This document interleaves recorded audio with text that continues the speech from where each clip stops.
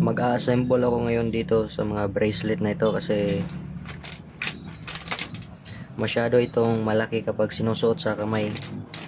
Kaya sisirain ko muna ito at saka i-assemble ko ulit para magiging mas maganda siya isuot. Yung mga tali kasi nito masyadong nahigpit. Tsaka pag sinusuot mo sa kamay, masyado siyang malaki. Kaya i-assemble ko.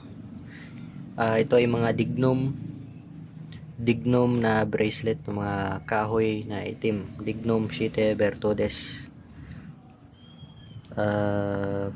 For self-protection.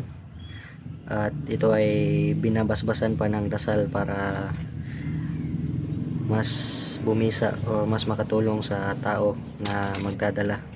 Yung simpleng pamproteksyon sa tao. So, sisirain ko muna lahat yan, tsaka babaguhin ko yung itsura niya para magiging mas magamit siya sa matagalang panahon. Meron din dito na bracelet na pandakaking itim, yung nakukuha sa dagat. Yan. Proteksyon sa mga witchcraft, proteksyon sa mga aswang.